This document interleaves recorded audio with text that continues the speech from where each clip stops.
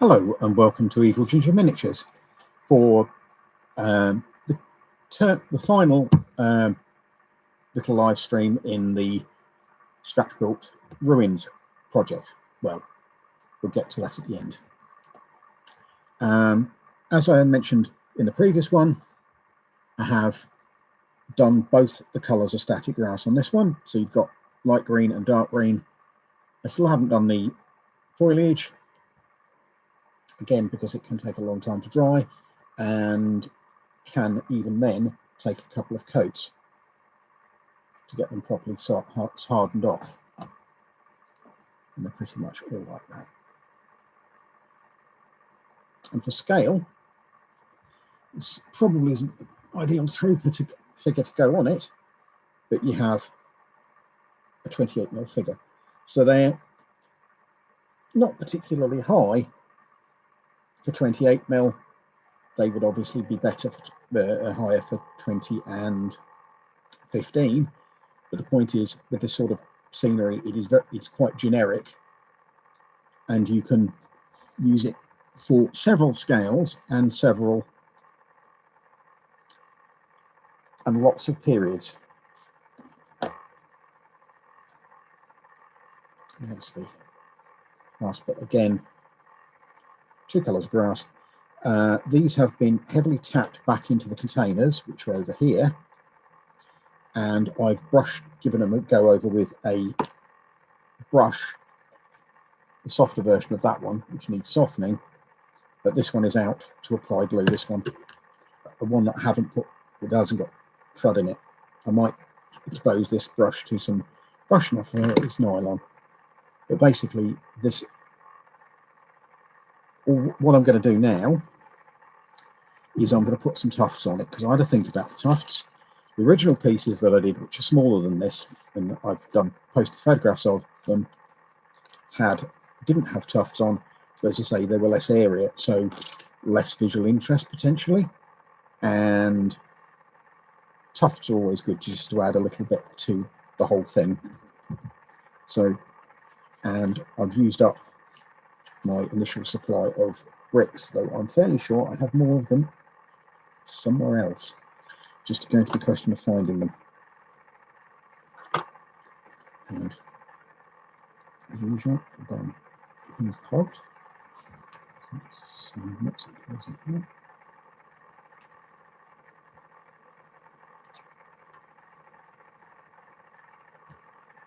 I've got my modelling glasses on, not the reading ones, so I can see what I'm doing. Now, you don't need to super glue down these tufts, which are gamer's grass. I think they're dried green, but I find that the self-adhesive on the bottom of them tends to not survive contact with gamers who are going to be using this. It's also a good idea if you're sticking the tufts over on existing static grass like I am here. Just adds a little bit of variety of colour. Squash the tufts down. Now I'll sneak back up. Could put a lot more on there, but I don't want to use vast quantities of tufts, as it makes the whole thing busier, and obviously tufts are not cheap, so you want the look rather than spending an utter fortune on them. I'm considering putting these up on the Etsy shop at some point, or basically stuff like them, though I might in those cases use foam, architect's foam stones rather than the milliput blocks that I've used here, largely because postage costs, and postage is an issue potentially for some people.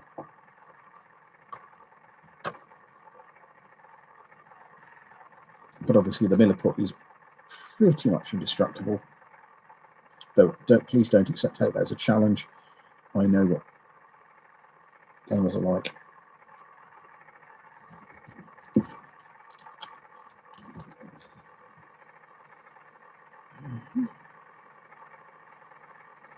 These I've had a while, and I had them left over from another project, so I thought I would use them up before they all dried up, because the self-adhesive, as I say, tends to dry up and has a habit of falling, I find, of falling off. This isn't just a critique of gamer's grass. Every single tuft that I've ever used has suffered from the same problem, especially if you've not used it for a while. If they've been left about for a while.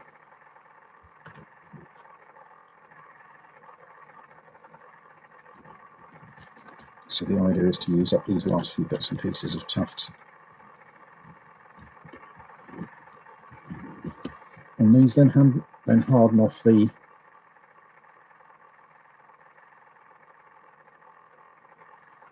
you're also leaving little bits of bare earth, which aren't terribly realistic, but they do add to, again, the whole variety thing. And I find for this sort of thing, the irregular tufts, like these, to be better than little round ones. I have uses for little round ones as well, but I find they're much more useful on figure bases where you haven't got the space for the bigger irregular ones, and on things like cavalry bases where you're going to where it looks good to mix them, because there's a degree of irregularity in nature. And whilst this isn't photorealistic, you want, I think, to suggest that. Also, you put the tufts where you think they're likely to have grown in real life. So again, it's not photorealistic, but it's plausible and adds to the immersion when you're gaming. So I also use this sort of thing for role playing. And that's me out of tufts. So that's all she wrote for the tuft side of the operation. So you've got, just breaks it up a bit, and you get a bit more variety. Now I'll let that one go off, and I think this was the one I started on, because the next stage is the long and laborious bit, which is hardening off the foam, because as you can see at the moment it's quite soft and it might break up in while it's being used, and that's what you don't want, because you want a piece of robust gaming scenery, not something that will shed bits and pieces everywhere continually. So you can get sprays to do this. I've never found that it worked particularly well for me, because you're not coating the stuff, you're actually intending just water and a standard white glue. Don't need anything special, because you're actually diluting it down quite a lot with water. Also, doesn't matter if it goes everywhere, because you will be, it dries clear. And you're basically just trying to drench the product in glue. So it just hardens off. I really shouldn't be doing this over my computer keyboard, but and it takes an awful long time to go off. And as I say, you might need to do it a couple of times to get the effect you're after, especially on large clumps. Brush has just been used as an applicator. This is a bit easier than pouring it on.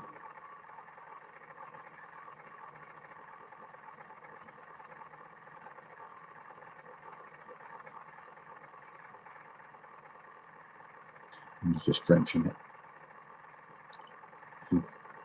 You'll find you'll need quite a lot of this mix. You just mix it up until it's nice and runny. The classic runs like milk put that one to one side while I'm making a small gun cup. Basically, if you get it to a milky type consistency, it runs everywhere, which is why I don't like painting with that. But as I say, it doesn't matter here, because it's just going to, you want it to soak through the sponge, and it soaks better if it's good and wet. And I'm probably going to have to go back and do these again when they finally dried, which might not be till Monday. So this obviously been done on a Sunday, very early on a Sunday morning. That one's about as done as it needs to be at the minute. It makes a right mess and goes everywhere. Don't worry about it on the static grass. It doesn't cause that much of a problem, and the static grass is fairly flattened down anyway. And as I say, it dries clear. I could, if you're fussy and you don't want to get it on the static grass, you would do this bit before you would do the apply the static grass.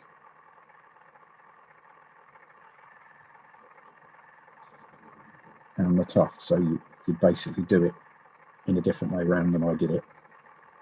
There is no right way round to do it. It just depends what you basically want. So there's another one.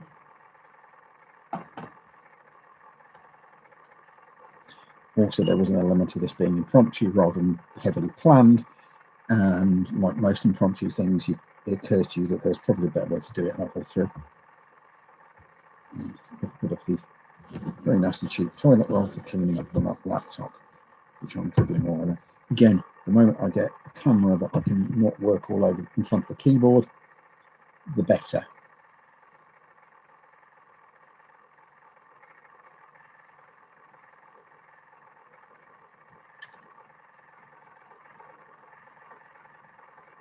I'm using the camera obviously on the laptop at the moment, and it is a bit difficult because your workspace is effectively the keyboard area. You want people to see what you're doing. And again, just working my way through. I'm just putting a good coat of this stuff on them. And the foot's sure and certain knowledge that probably tomorrow I'll be doing this again on at least some of the bits that haven't hardened off properly to my satisfaction. Also, a lot of the glue tends to go everywhere and not necessarily where you want it for best effect. And a bit more of this. I will be posting pictures on the EvilGinger miniature painting group and on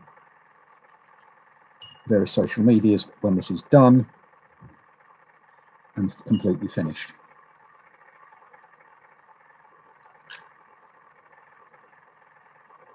And I'll probably do a set of pictures of it with the stuff that I've already done, again, which is much smaller pieces of terrain than this, just to show you what the whole collection of about 6 or 7 pieces looks like and what sort of area they cover.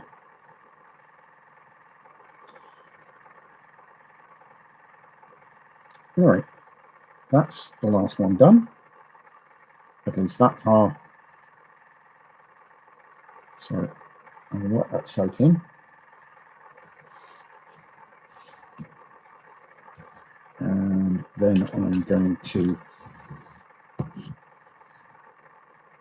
bring the video towards its end and possibly tease another bit of the project. Because whilst I was hunting around and tidying up today in amongst everything else, I found another base.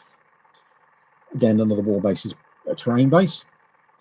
And I also used all of the blocks up that I hadn't used on those.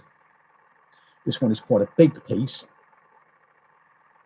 and I'm not entirely sure whether or not I'm going to do it as still built up as that one, or just leave it pretty much as grubbed up as it is now, because you're talking about a big base of a big house Stairs going up. Over here, there was no remains of stairs, they would have been wooden. Internal was here, completely grubbed out. Front door.